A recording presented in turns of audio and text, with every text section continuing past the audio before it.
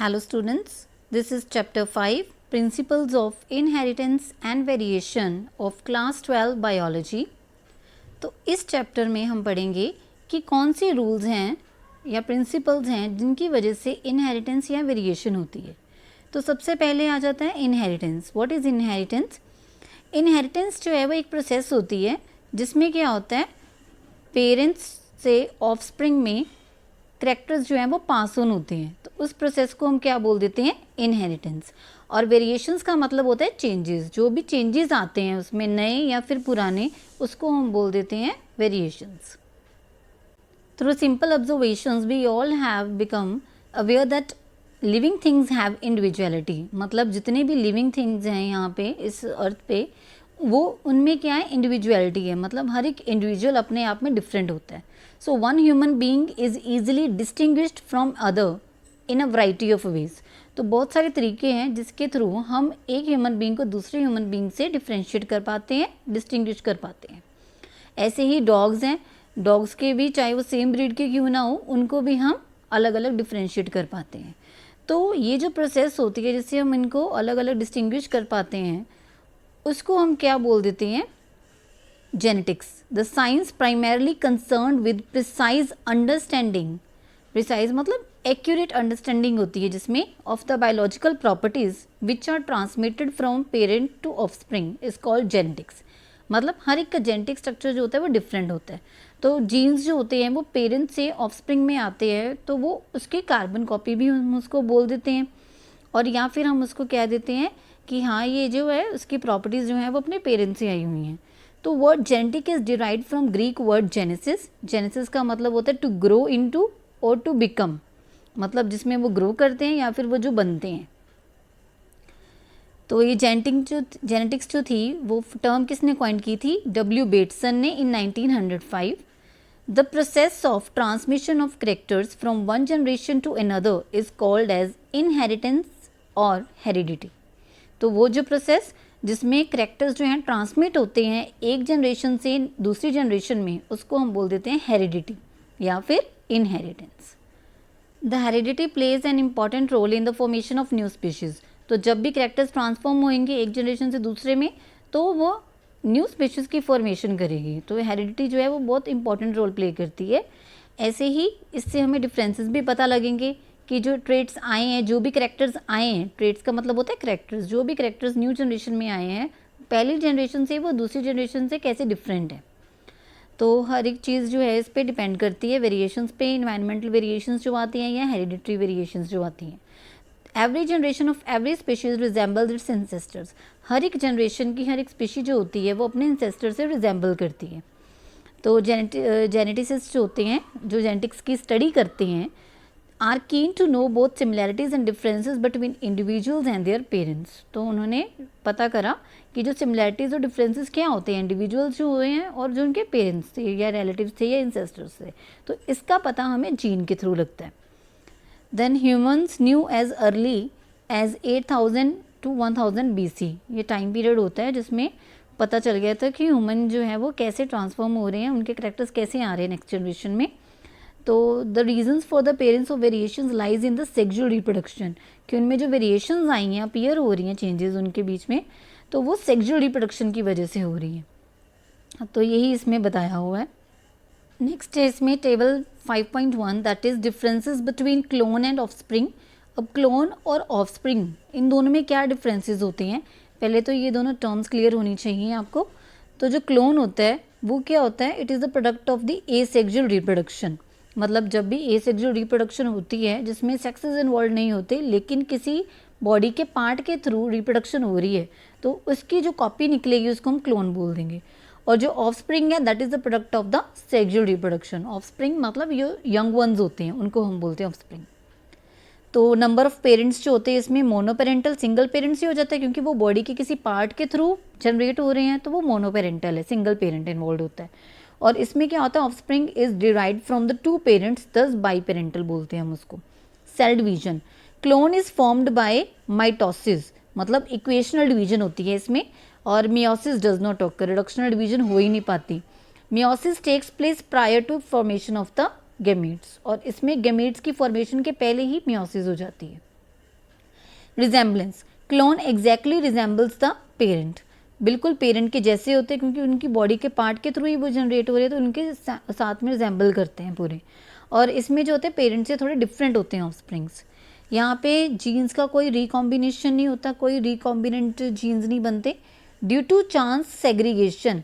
Segregation मतलब अलग अलग होते हैं, इन चांस कॉम्बिनेशन, या फिर बाय चांस वो कंबाइन करते हैं ऑफ द जीन्स, तो ऑफस्प्रिंग एग्जिबिट्स जेनेटिक वेरिएशन, या तो वो उनसे अलग हो जाते हैं या फिर उनके साथ कंबाइन कर लेते हैं, जिसकी वजह से वो डिफरेंट जेनेटिक वेरिएशंस शो करते हैं। Heredity and variations in asexual reproduction. अब एसेक्सुअल रिप्रोडक्शन में हेरिडिटी और वेरिएशंस दोनों कैसे आते हैं वो बताया हुआ है इसमें।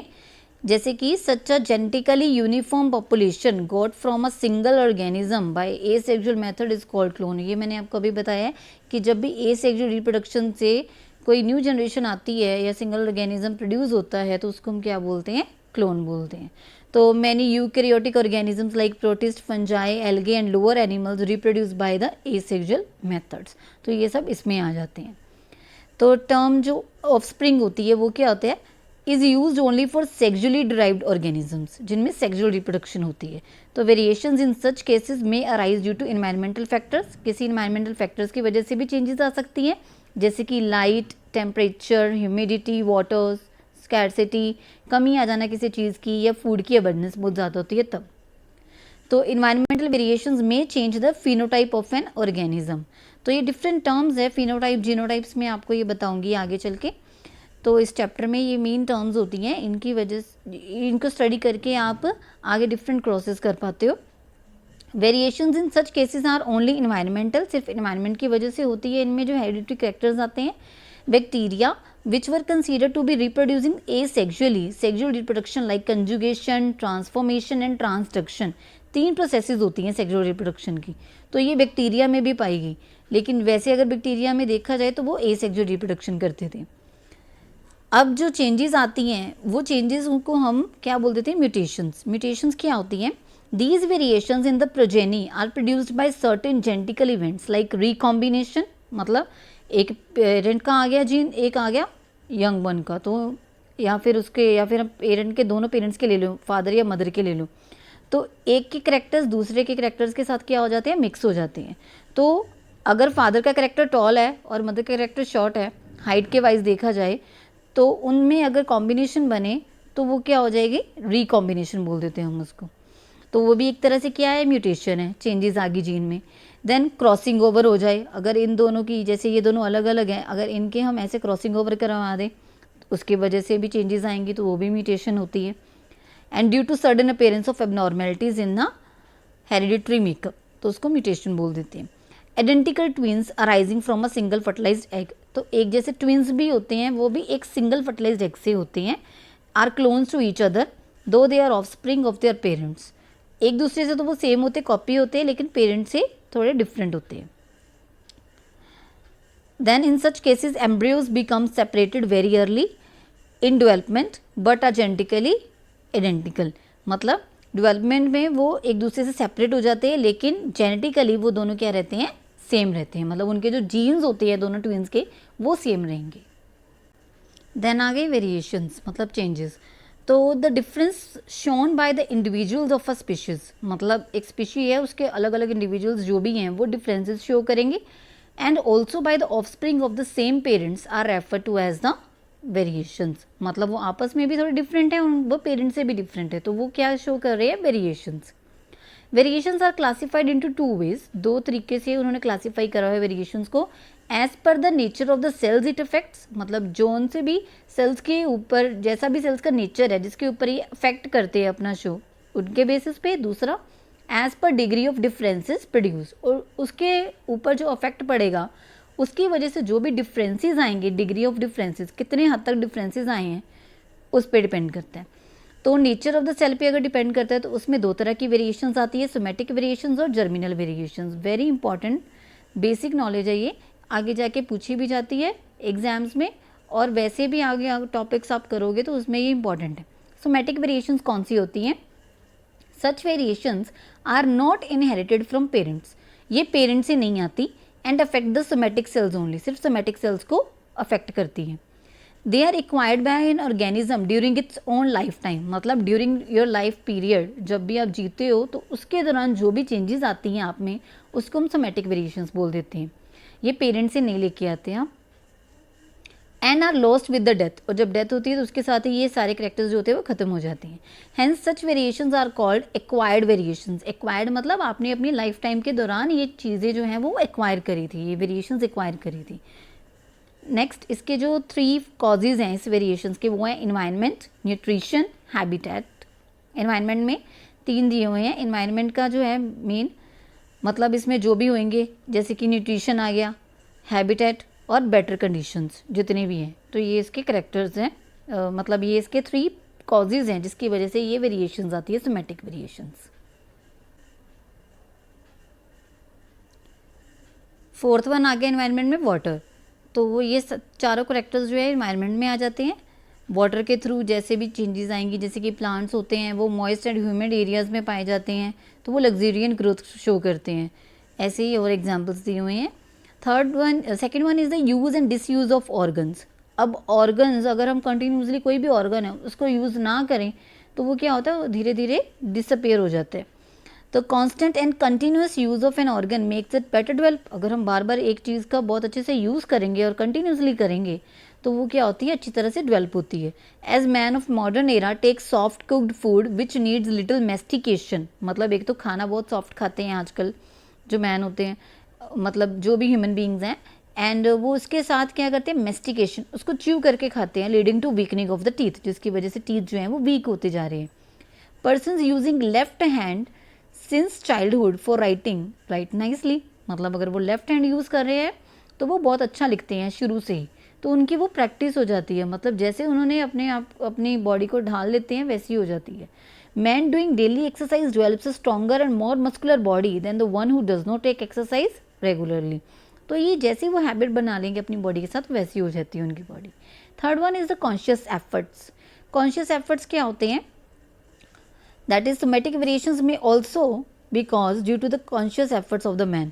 जैसे कि कैस्ट्रेशन, कैस्ट्रेशन क्या होता है, डैमेजिंग द टेस्टिस, मतलब टेस्टिस को डैमेज करना, तो ये वो खुद जान के करते हैं, अकॉर्डिंग टू देयर विल ये काम करते हैं। Mutilation, cutting the organs as horns, तो किसी ऑर्गन को कट करना, तो ये भी क्या एक तरह से चेंजेस लेके आ गए अपनी बॉडी में। स्मॉल फीट हो गए बाय वेयरिंग टाइट शूज़, बॉड पिनने, अगर कंटिन्यूसली टाइट शूज़ पहनोगे तो जो पैर होते हैं वो वैसे ही ढल जाते हैं, तो आदत पड़ जाती है।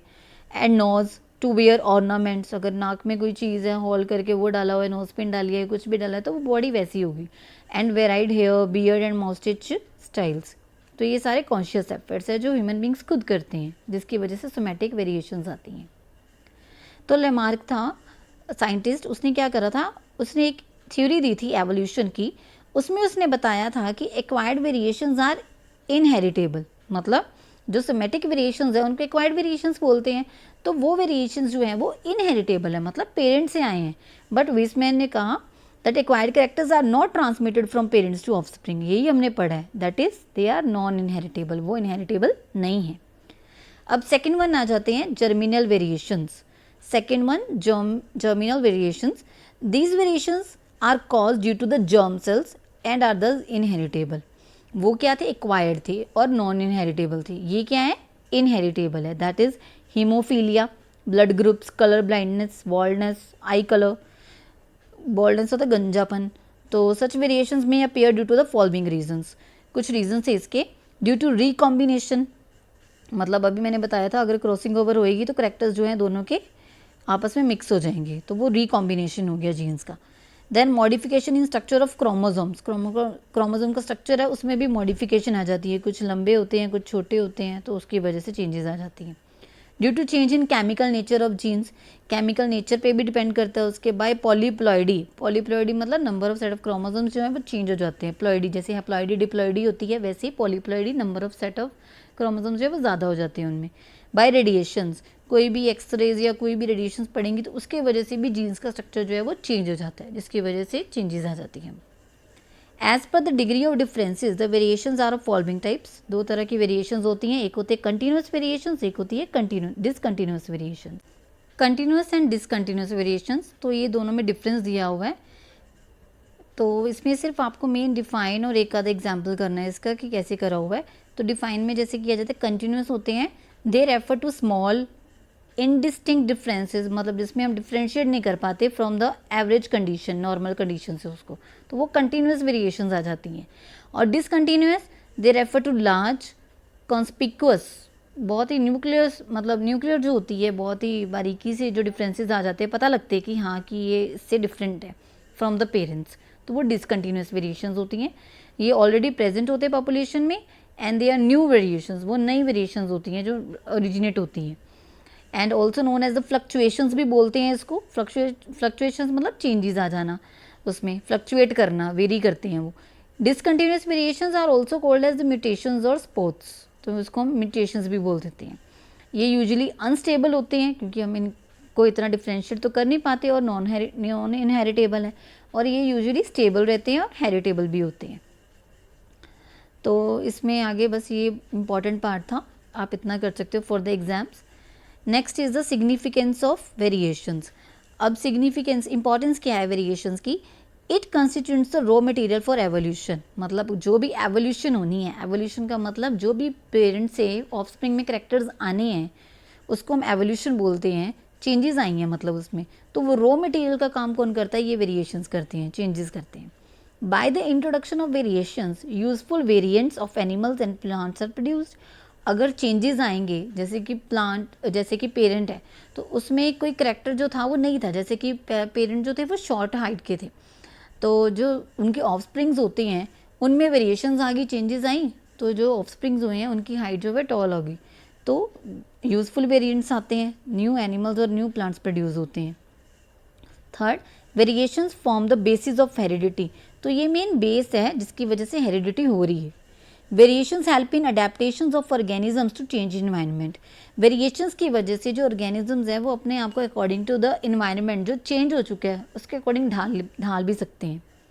Variations make some individuals better suited in the struggle for existence, अपने आप को अच्छी तरह सूट कर लेते हैं, जैसे कि उनका इन्वायरमेंट होता है वैसे ढल जाते हैं। Variations provide each organism a distinct individuality, हर एक की अपनी पहचान बन जाती है कि हाँ इसमें ये वाले चेंजेस बहुत अच्छे हैं, इसमें ये वाली वेरिएशंस हैं, तो हम उस अकॉर्डिंग उनको डिफ्रेंशिएट कर पाते हैं अच्छे से। बेसिक फीचर्स ऑफ इनहेरिटेंस, तो फीचर्स क्या थे इनहेरिटेंस के? सबसे पहले कैरोलस लिनियस 18th सेंचुरी के मिडिल में एक स्वीडिश टेक्सोनॉमिस्ट था, टेक्सोनॉमी की जो स्टडी करी थी जिसने, और 2 जर्मन प्लांट ब्रीडर्स थे, जोसेफ एंड कार्ल। इन दोनों ने क्या करा था कि क्रॉस पॉलिनेशन करा के देखा था प्लांट में, artificial cross pollination, and obtain the hybrid offsprings. Hybrid मतलब जिसमें दोनों के करेक्टर्स होते हैं, जो भी 2 पेरेंट्स उन्होंने लिए होंगे तो उसमें उसके उन दोनों के जो करेक्टर्स हैं वो ऑफस्प्रिंग में आए होंगे, तो वो हाइब्रिड है दोनों का। तो ये करके देखा, तो उसमें क्या करा उन्होंने आगे, फिर और इसकी स्टडी हुई तो डिफरेंट साइंटिस्ट ने आगे जो निकाला मॉडर्न जेनेटिक्स के थ्रू, इसेंशियल फीचर्स क्या होते हैं इनहेरिटेंस के वो बताए। सबसे पहले तो ये बताया कि every trait has 2 alternative forms, मतलब कोई भी करेक्टर होता है, ट्रेट होते हैं जो भी, तो उसमें 2 ऑल्टरनेटिव फॉर्म्स होती है। जैसे कि अगर हम हाइट की बात लें तो हाइट 2 होती है, या तो लंबी होएगी या छोटी होएगी, तो टॉल और ड्वार्फ, तो ये क्या है? 2 करेक्टर्स होते हैं किसके? हाइट के। ऐसे ही कलर के भी हो सकते हैं, ब्लैक और वाइट। तो क्या बताया उसने? Every trait has 2 alternative forms, दोनों ऑल्टरनेटिव फॉर्म्स प्रेजेंट होंगी। Second, 1 alternative form of a trait may express more often than the other, मतलब जो एक होती है ट्रेट वो दूसरे से क्या होएगी? थोड़ा ज़्यादा अपने आप को एक्सप्रेस करेगी। तो जो ज़्यादा एक्सप्रेस करती है उसको हम क्या बोल देते हैं? डोमिनेंट, और जो कम करती है उसको क्या बोल देते हैं? रिसेसिव। जैसे टॉल है, वो टॉल अपने आप को ज़्यादा एक्सप्रेस करेगा तो वो डोमिनेंट हो गया, और ड्वार्फ जो है वो कम एक्सप्रेस करेगा तो वो रिसेसिव हो गया। Any alternative form a trait may remain unexpressed for many generations, तो कोई भी फॉर्म जो ऑल्टरनेटिव फॉर्म होएगी तो जो अपने आप को एक्सप्रेस कम करेगी तो काफ़ी जनरेशंस के लिए रिसेसिव रह जाएगी। जैसे ड्वार्फ है, कम एक्सप्रेस करेगी तो वो काफ़ी जनरेशंस के लिए ऐसे ही रहेगी, अनएक्सप्रेस्ड। ग्रिगोर जोहन मेंडल ने क्या करा था कि जो जेनेटिक्स की स्टडी करी थी इसने, तो उसमें बताया था कि मेंडल ने ना एक्सपेरिमेंट करा था एक पी प्लांट में, तो उसके लिए उसने क्या करा? Mendel's observations went unnoticed on account of, उसने जो भी ऑब्जर्वेशंस करी वो अननोटिस्ड हुई। क्यों?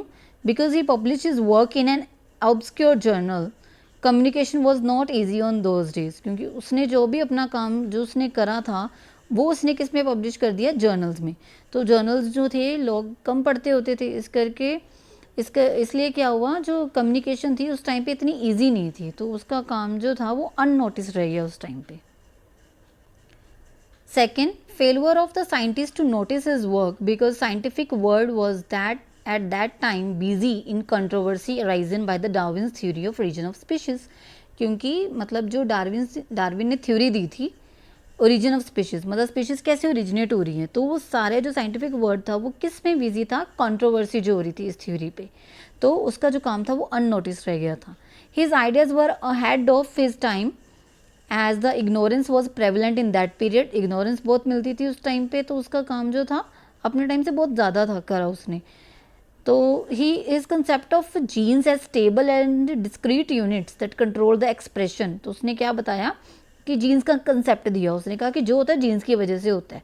जीन्स क्या है? स्टेबल यूनिट है और एक डिस्क्रीट यूनिट है, अलग से आप उसको डिफ्रेंशिएट कर पाते हो, जिसकी वजह से अलग अलग करेक्टर्स जो हैं वो एक्सप्रेस होते हैं ह्यूमन बींग्स में। तो उसने क्या कहा कि a pair of alleles which did not blend with each other, मतलब एक करेक्टर है तो उसके दो आगे होते हैं, जैसे कि हाइट है, हाइट और टॉल, दो करेक्टर्स आ गए उसमें, तो पेयर ऑफ एलील्स हो गया ना, तो वो आपस में ब्लेंड नहीं होते, मिक्स नहीं होते, was not accepted by contemporaries. जो उसका ये थ्योरी थी वो किसी ने जो अपोजिशन में थे उसके, उन्होंने एक्सेप्ट नहीं की थी as an explanation for the apparently continuous variation seen in the nature. Though Mendel's work suggested that factors were discrete units, लेकिन उसके काम ने बताया था, जो भी उसने वर्क करा था, पी प्लांट की स्टडी करी थी, कि जीन्स जो हैं वो डिस्क्रीट यूनिट्स है, अलग से पता चलता है उनके बारे में। So he could not provide any physical proof for the existence of factors and what they were made of, तो उसने प्रूफ नहीं दिया था, उसको कोई फिजिकल प्रूफ नहीं था उसके पास, तो इसकी वजह से उसका काम अननोटिस्ड रह गया था। Fourth one, Mendel's approach of using mathematics to explain biological phenomenon was totally new. उसने क्या करा था? मैथ्स यूज़ करा था अपने बायोलॉजिकल फिनोमिनन को एक्सप्लेन करने के लिए, जबकि बायो में ऐसा नहीं होता है। सो वो था जो न्यू कंसेप्ट था बिल्कुल, एंड अनअक्सेप्टेबल था to many of the biologist of this time. तो उस टाइम पे मैथ्स में बायोलॉजिकल फिनोमिनन को एक्सप्लेन करना एक तरह से न्यू वे था, तरीका था उसका। तो जब उसकी इन 1900 3 eminent biologists Hugo de Vries, Carl Correns and Erich von Schirmack of Austria working independently on heredity, अलग अलग काम कर रहे थे हेरिडिटी पे, उन्होंने सेम फिनोमेना डिस्कवर करा, ओरिजिनली अनकवर्ड बाय मेंडल, जो कि मेंडल ने डिस्कवर कर चुका था पहले वो। So these scientist refer to the importance of Mendel's forgotten paper and extended the work by experiments on various other plants and animals. तो उन्होंने थोड़ा एक्सटेंड करा, तो उसने जो इतनी बड़ी कॉन्ट्रीब्यूशन दी थी, इसकी वजह से मेंडल को क्या कहा जाता था? Father of the genetics. तो ये 1 मार्क का क्वेश्चन है, ये भी पूछा जाता है एग्जाम में। अब मेंडल ने कौन कौन से एक्सपेरिमेंट करे वो बताया हुआ है इसमें। सबसे पहले उसने क्या करा? मेंडल चोज गार्डन पी उसने चोज करा, जिसका नाम है बायोलॉजिकल नेम है जिसका Pisum sativum, as plant material for his experiments. तो इसने यही वाला प्लांट क्यों चूज़ करा? क्योंकि इसमें बहुत सारे एडवांटेजेस थे उसको। सबसे पहले तो normally P plant was self fertilising, वो खुद ही फर्टिलाइज हो जाता है, क्रॉस फर्टिलाइजेशन करवाने की ज़रूरत नहीं पड़ती, तो ये सबसे बड़ी खूबी थी उसकी। Because petals enclose the reproductive organ still fertilisation, so the self fertilisation through many generations help in easily obtaining the pure line with constant trait in pea plant. अगर सेल्फ फर्टिलाइजेशन होएगी तो जो भी करेक्टर्स आएंगे of spring में वो as a pure line आएंगे, मतलब प्योर करेक्टर्स है, कोई उसमें वेरिएशंस नहीं है, ब्लेंडिंग नहीं है, कुछ भी नहीं होता। The pea plant was easy to cultivate, एक तो ईजिली इसको हम कल्टिवेट कर पाते हैं, and from one generation to next to only a single growing season, annual season में ये ग्रो भी कर जाते हैं, तो ईजी था इनको कल्टिवेट करके ग्रो करना। Peas had many sharply defined inherited characters, मतलब उसमें जो भी करेक्टर्स आते थे बहुत ही शार्पली डिफाइंड होते थे, पता लगते थे कि हाँ ये करेक्टर्स इसमें पाए जाते हैं। दस they possess many desirable features, तो बहुत उसमें अच्छे करेक्टर्स थे, 7 तरह के अलग अलग करेक्टर्स थे जो पाए गए थे पी प्लांट में, इसलिए उसने इसको चूज़ करा था। Fourth, the cross pollination and fertilisation can also be achieved easily. अगर इसमें क्रॉस पॉलिनेशन भी करवानी हो तो भी हो सकती थी और फर्टिलाइजेशन भी ईजिली हो सकती थी, तो इस वजह से उसने पी प्लांट को चूज़ करा। And this is very important question कि मेंडल ने पी प्लांट ही क्यों चूज़ करा, तो उसमें आप ये वाले पॉइंट्स जो है वो ऐड कर सकते हो। Fifth one, the flowers are bisexual and hermaphrodite. जो फ्लावर्स थे वो बाइसेक्सुअल थे, मतलब अलग अलग उसमें सेक्सेस प्रेजेंट होते थे, मेल एंड फीमेल के मीन्स, एंड हर्मेफ्रोडाइट होते हैं जिसमें दोनों ये प्रेजेंट हो। So Mendel made sure that his plant were pure bred, मतलब प्योर ब्रेड हो, कोई उसमें वेरिएशंस ना आई हो, कोई मॉडिफिकेशंस ना हो, for the single trait he wanted to study, ताकि वो इजीली उनकी स्टडी कर पाए। तो उसने क्या करा, 7 पेयर्स लिए of contrasting characters were chosen for his study. तो अलग अलग 7 पेयर्स ले लिए अलग करेक्टर्स के, तो उनकी उसने आगे स्टडी करी। तो ये करते कैसे थे, फॉर क्रॉस पॉलिनेशन, अगर उसने क्रॉस पॉलिनेशन करवानी थी तो वो क्या करता था, garden pea being self fertilising plant होता है वो, anthers have to be remove, तो उसके एंथर्स वो रिमूव करके बिफोर मेच्योरिटी रिमूव कर देता था, मेच्योर होने से पहले। So this operation of removal of anthers is called emasculation. जो मेच्योर होने से पहले एंथर्स को रिमूव कर देते हैं उसको हम क्या बोलते थे, इमेस्क्यूलेशन। तो इसके थ्रू वो रिमूव करके उनकी कैरेक्टर्स की स्टडी करता था। तो उसने क्या करा, what did Mendel do, Mendel performed his experiments in 3 stages, 3 stages में करा। सबसे पहले उसने क्या करा, first he made sure that his plants were pure bread, pure bred हो, उनकी ब्रीड जो है वो बिल्कुल प्योर होनी चाहिए, कोई चेंजेस ना हो उसमें। 14 वैराइटीज़ लिए और for the 7 pairs of contrasting characters. जैसे कि उसने क्या करा, ये मेल पेरेंट है और ये फीमेल पेरेंट है, तो ये मेल और फीमेल पेरेंट ले लिए। अब मेल पेरेंट से उसने क्या करा है, रिमूवल ऑफ एंथर्स, एंथर्स जो हैं वो रिमूव कर दिए, तो उसको हम क्या बोल देते हैं, इमेस्क्यूलेशन। फिर क्या करा, पोलन जो है वो ट्रांसफ़र करे, पॉलिनेशन करवा दी दोनों की। अब जब पॉलिनेशन हो जाएगी तो ये पी प्लांट जो है वो ग्रो कर जाएगा, एज एन ऑफस्प्रिंग ग्रो कर गया। तो अब ये पी प्लांट में उसने 7 अलग अलग करेक्टर्स लेते हैं, जो लिए थे उनकी स्टडी करी थी। तो ये उसने लिए मेल और फीमेल के जो पार्ट्स लिए हुए हैं उसके बारे में बताया हुआ है। जैसे ये पोड है, पी प्लांट का जो पोड लिया उसमें क्या करा हुआ है, करेक्टर्स बताए हुए हैं कौन कौन से लिए हुए हैं। सबसे पहले सीड्स के बेसिस पे उसने 3 करेक्टर्स लिए। सबसे पहले तो देखा उसका साइज़ कैसे है, जैसे एक राउंड है तो एक क्या होएगा, रिंकल्ड होएगा थोड़ा सा, जैसे कि शेप के ऊपर डिपेंड करता है। नेक्स्ट चीज़, येलो कॉटिलीडन्स होते थे कईयों में, तो कईयों में ग्रीन कॉटिलीडन्स होते थे। बाहर वाली जो कवरिंग थी वो कॉटिलीडन्स उसको बोलते हैं, वो ग्रीन कलर की और येलो कलर की होती थी। ग्रे कॉट या फिर वाइट कॉट, बाहर वाला जो कवर होता था वो ग्रे भी होता था, वाइट भी होता था। वायलेट फ्लावर्स होते हैं ग्रे कॉट में और इसमें वाइट फ्लावर्स होते हैं। तो ये 3 कैरेक्टर्स ये हो गए। देन उसके बाद उसने पोड्स के बेसिस पे कैरेक्टर्स लिए, तो इसमें आ गया फुल, मतलब जब पूरे भरे होते थे, और कंस्ट्रक्टेड, थोड़े से जो होते हैं वो कंस्ट्रक्टेड होते हैं, मतलब ऐसे होने की बजाय वो थोड़े से ऐसे होते हैं, तो दबे होते हैं। ग्रीन और येलो 2 अलग अलग कैरेक्टर्स हो सकते हैं पोड्स के कलर के बेसिस पे। देन स्टेम के बेसिस पे लिए उसने axial pods and flowers along the stem, मतलब एक्सिस पे ग्रो करते थे उसके वो वाले, और दूसरे टर्मिनल, उसके टर्मिनल्स पे ग्रो करते थे। 7th वन, लॉन्ग लेंथ जिनकी होती थी, जैसे मैंने अभी बताया टॉल जिसको हम ले लेते हैं, और दूसरा ड्वार्फ ये वाला जिसकी हाइट इतनी होती थी। तो ये 7 pairs of characters of pea plant selected by Mendel for his experiments. तो ये थे वो 7 characters. Second stage was to hybridise the plants. अब 2 मेल और फीमेल प्लांट जो उसने लिए उनको हाइब्रिडाइज करवाना। So he made several crosses by dusting the pollen of one kind on stigmas of plants of another kind. तो बहुत सारे क्रॉसेस उसने इस तरह करवा के देखे। For example, he pollinated plants from a strain whose seeds are very round, always round, मतलब हमेशा राउंड रहते थे। किसके साथ उसने क्रॉस करवाया, जिसके रिंकल्ड थे। So such offsprings of different parents with contrasting characters form the first filial generation, जिसको हम क्या बोल देते हैं, F1 जनरेशन। पहला क्रॉस करवाया तो उसका F1 जनरेशन, उसका जो रिजल्ट आएगा। उसने और भी ज़्यादा आगे रेसिप्रोकल क्रॉसेस करवाए। जो द थर्ड स्टेज थी मेंडल के एक्सपेरिमेंट की, was to let the F1 plants pollinate themselves. तो जो भी इसका रिजल्ट आता है वो आपस में पॉलिनेट करते थे। प्लांट दस produce were called the second filial और F2 जनरेशन। जब वो आपस में उसकी जो है क्रॉसिंग करवाते थे तो उसको हम जो रिजल्ट आता था नेक्स्ट टाइम उसको क्या बोल देते थे, F2 जनरेशन। इसी तरह आगे क्रॉसिंग करवाने पे F3 एंड F4 जनरेशन जो है वो ऑब्टेन होती थी। तो कुछ बेसिक टर्म्स है जो पहले हम स्टडी करेंगे क्रॉसेस करने से पहले। सबसे पहले जीन या फैक्टर क्या होता है? In modern sense an inherited factor, मतलब जो भी फैक्टर इनहेरिट होता है पेरेंट्स या ऑफस्प्रिंग में, that determines a biological character of an organism. एक ऑर्गेनिज्म का बायोलॉजिकल करेक्टर उससे पता चलता है, उसको हम क्या बोल देते हैं? Gene. This is functional unit of hereditary material. Functional unit होती है, मतलब यही जो है वो बेसिस है जिसके बेसिस पे आगे करेक्टर्स जो हैं वो डिस्टिंग्विश करने में हेल्प करती हैं। So gene is a segment of DNA and equivalent to factor of the Mendel. Next is allelomorphs और एलील्स और होमोजाइगस एंड हेट्रोजाइगस। एलील्स क्या होते हैं? अब एलील्स जो हैं वो दो तरह से हम इसको आगे डिफाइन कर सकते हैं। होमोजाइगस भी हो सकते हैं, हेट्रोजाइगस भी हो सकते हैं। होमो मतलब सेम, हेट्रो मतलब डिफरेंट। तो एलील्स होते क्या हैं?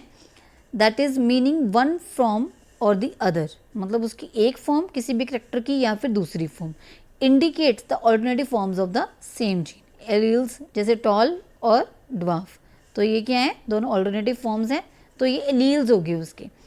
So each character has two determinants called the factors. If the factors represent the extremes or alternatives of the character, they are called alleles or allelomorphic pair. तो जिससे हमें पता चलता है कि कौन सा करेक्टर वो रिप्रेजेंट कर रहे हैं, उसको हम एलील बोल देते हैं। जैसे कि एक एग्जाम्पल लिया हमने, अब जो ये दिया हुआ है capital T and small T, तो ये दो दिए हुए हैं। कैपिटल टी जो है that represents the tall one, मतलब टॉल जो है उससे हम उसको हम रिप्रेजेंट करते हैं कैपिटल टी से। स्मॉल टी से हम रिप्रेजेंट करते हैं रिसेसिव वाले को, जैसे कि ड्वार्फ हो गया वो। तो इन दोनों का जो हाइब्रिड निकलेगा वो क्या निकलेगा? Capital T and small T. तो इसमें दोनों कैरेक्टर्स आ गए। तो डोमिनेंट कौन सा था? टॉल वाला। तो ये जो करेक्टर आएगा, हाइब्रिड बनेगा, न्यू जनरेशन आएगी, वो भी क्या होएगी? टॉल होएगी। लेकिन ये प्योर टॉल नहीं होएगी, क्या होएगी? हाइब्रिड टॉल बोलते हैं हम इसको। So an individual with two different alleles will be called the heterozygous.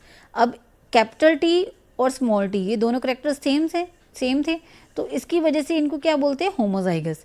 लेकिन जो इसका हाइब्रिड आया, न्यू जनरेशन आई, उसमें क्या है? दोनों डिफरेंट हैं, तो इसको हम क्या बोल देते हैं? हेट्रोजाइगस। मतलब दोनों करेक्टर डिफरेंट है, कैपिटल टी और स्मॉल टी, डोमिनेंट और रिसेसिव दोनों आगे इसमें, तो ये हेट्रोजाइगस हो गया। Next is gene locus. Gene locus क्या होता है? जैसे कि ये डीएनए का है स्ट्रक्चर है, तो इसमें अलग अलग जीन जो है वो यहाँ पे लगे हुए हैं, तो जहाँ पे ये प्रेजेंट होता है इस पॉइंट को हम क्या बोल देते हैं? जीन लॉकस, या जीन लोसाई बोल देते हैं, सिंगुलर प्लूरल में देख लेते हैं। So it is a portion और region on chromosome representing a single gene. So these alleles of a gene are present on the same gene locus on the homologous chromosomes. तो same पे वो present होते हैं, जैसे कि एक side पे यहाँ पे भी टी होएगा, यहाँ पे भी टी होएगा, तो ये बीच में क्या है? इसका जीन लॉकस है। Homozygous, the organism in which both the genes of a character are identical. अभी मैंने बताया अगर दोनों कैपिटल टी होंगे तो वो होमोजाइगस होगा, अगर दोनों डिफरेंट होंगे जैसे कि एक कैपिटल टी एक स्मॉल टी है, तो वो क्या होएगा? हेट्रोजाइगस होएगा। हेट्रोजाइगस मतलब जिसमें दोनों क्या होते हैं? डिफरेंट होते हैं, capital T and small T, तो वो हाइब्रिड बनाते हैं, तो उसको हम हेट्रोजाइगस बोल देते हैं। Genotype and phenotype, very important. Genotypes कौन से होते हैं? जैसे कि ये जीन्स हैं, कैपिटल टी, स्मॉल टी, तो ये अलग अलग जीन्स हैं। तो जीनोटाइप का मतलब होता है जिसमें जेनेटिक कॉन्स्टिट्यूशन होती है ऑर्गेनिजम्स की, मतलब जीन्स इन्वॉल्व होते हैं उसमें। और फिनोटाइप क्या होता है? Expresses the characters of individuals, मतलब बाहर से वो कैसे दिखते हैं, जैसे उसकी फॉर्म क्या है, या सेक्स कौन सा इन्वॉल्व है, मेल है या फीमेल है, या कलर कैसा है, या बिहेवियर कैसा है, तो वो बाहर वाले करेक्टर्स होती हैं।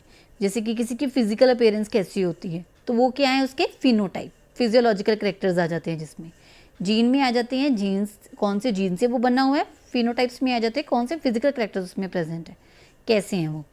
Then is the pure line. Pure line ये पहले भी मैं बता चुकी हूँ। प्योर लाइन का मतलब होता है कि जिसमें दोनों के करेक्टर्स एज इट इज़ ही जो है वो ऑफस्प्रिंग में आ जाते हैं।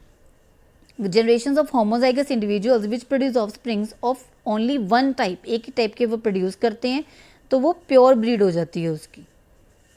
Monohybrid, dihybrid and polyhybrid. Mono मतलब सिंगल, डाई मतलब टू, पॉली मतलब मैनी। तो मोनोहाइब्रिड क्या होता है?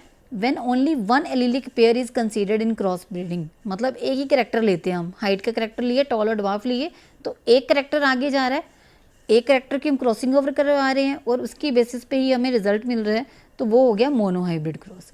ऐसे ही अगर हम दो कैरेक्टर्स ले लें, राउंड और रिंकल्ड वाला भी ले लें अलग से, या उसके साथ हाइट का भी ले लें, तो वो दो कैरेक्टर्स हो गए। तो जब दो कैरेक्टर्स लेते हैं तो उसको हम बोल देते हैं डाई हाइब्रिड, मतलब दो तरह के हाइब्रिड्स आ रहे हैं, दो तरह की वेरिएशंस आ रही हैं उसमें। ऐसे ही अगर दो से ज़्यादा हो तो वो पॉलीहाइब्रिड क्रॉसेस आते हैं। इसके एग्जाम्पल्स हम आगे चैप्टर में स्टडी करेंगे। देन रेसिप्रोकल क्रॉस, ये भी इंपॉर्टेंट डेफिनेशन है, 2 मार्क्स में पूछा जाता है। The reciprocal crosses involve two crosses concerning the same characteristics, same characteristic को कंसर्न करके उसने दो क्रॉसेस करवाते हैं इसमें, but with the reversed sexes. Reverse sexes मतलब जैसे कि मेल और फीमेल दोनों की क्रॉसिंग ओवर कराई, ऑफस्प्रिंग आ गया। तो जब ऑफस्प्रिंग जो आता है इसका क्रॉसिंग ओवर या हम फीमेल से करवाएं या फिर इसका मेल से करवाएं, तो वो बैक क्रॉस करवाते हैं, उसको हम क्या बोलते हैं, रेसिप्रोकल क्रॉस भी बोल देते हैं। Next is the genome. Genome क्या होता है, टोटल सेट ऑफ जीन्स, जितने भी जीन्स उसमें प्रेजेंट हैं in the haploid dose of chromosomes and inherited as unit from parents to offspring is called genome. मतलब जितने भी टोटल सेट ऑफ जीन्स एक क्रोमोसोम में प्रेजेंट है जो आगे जाने हैं, इनहेरिटेड होने हैं, उसको हम जीनोम बोलते हैं। Gene pool, all the genotypes of all organisms in a population form the gene pool. मतलब सारे जीन्स को अगर हम इकट्ठा कर दें सब ऑर्गेनिजम्स के, तो वो क्या बना लेते हैं, gene pool. Gene pool in the sense कि जैसे कि ये है एज अ पूल इसको कंसीडर करा हुआ है, तो इसमें सब तरह के जीन्स प्रेजेंट है, तो अलग अलग करेक्टर्स यहाँ पे होते हैं। Thank you for more videos, subscribe to the channel science with.